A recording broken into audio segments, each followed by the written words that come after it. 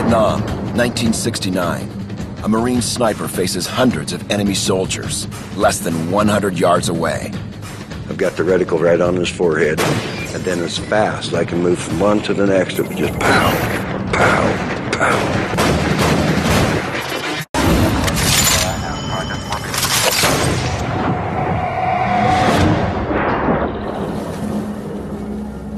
On target. Fire when ready. Say goodnight, fella.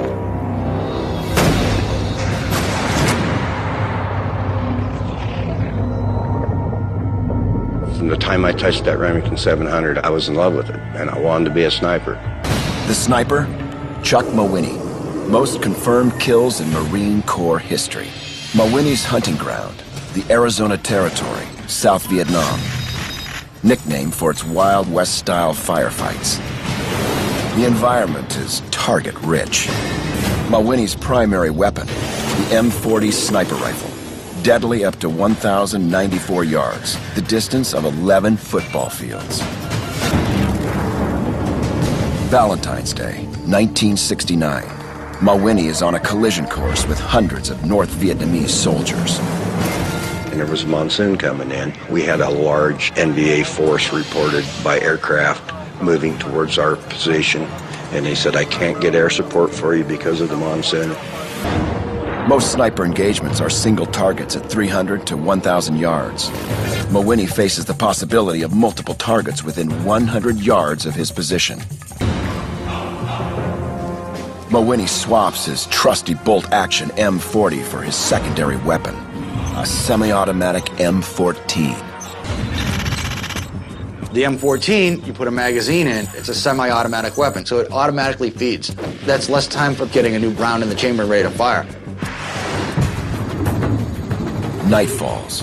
Mawhinney and his spotter conceal themselves at their final firing position, or FFP. Their hide overlooks the shallowest part of the river, the most likely crossing point. The river runs from 9 o'clock to 3 o'clock, providing a natural barrier between Mawhinney and the enemy. A small mud bank at 12 o'clock offers protection from small arms fire, but allows a clear field of view. Brush and foliage from 3 o'clock to 9 o'clock provide concealment. Mawhinney's spotter is responsible for security in this sector. If the mission is compromised, the Marines' escape route is at 5 o'clock. Mawhinney's Eye, an AN/PVS-2 Starlight scope, a passive night vision system activated by ambient light. Everything's in a real green tint through the starlight, and light things will show up brighter than others, like a face and skin and hands. It really lights up through the scope. You gotta have some kind of external light for the starlight to work. If it's just pitch black, you can't see anything. Mawhinney scans the river for any sign of the enemy. Mawhinney waits for the NVA to appear. He mentally visualizes his field of fire. The kill zone is roughly the length of one football field. Mawhinney assigns distances to his closest and farthest shots. You're in a position where you don't have time to do an equation or get a proper range, then it's range guesstimation. Chuck was not sitting there and doing calculations. This was basically swagging it. We call it a scientific wild-ass guess, a swag. Mawhinney dials in or dopes his scope for 50 yards, point of impact. He's out in the middle of nowhere by himself. He's got his friendly forces to his rear and the enemy to his front. So he's in the middle. If they rush and get across the river, he has very little chance of escaping and evading.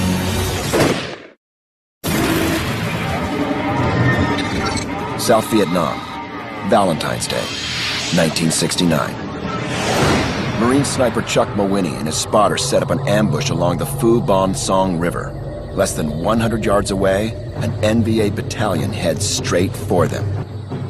So I wait until the first guy gets up just about knee-deep in the water.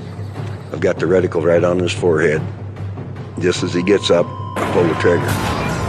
And he goes down, and then it's fast. I can move from one to the next. It was just pow, pow, pow. They don't know what to do, and they don't know what's happening, and they're just frozen in the river.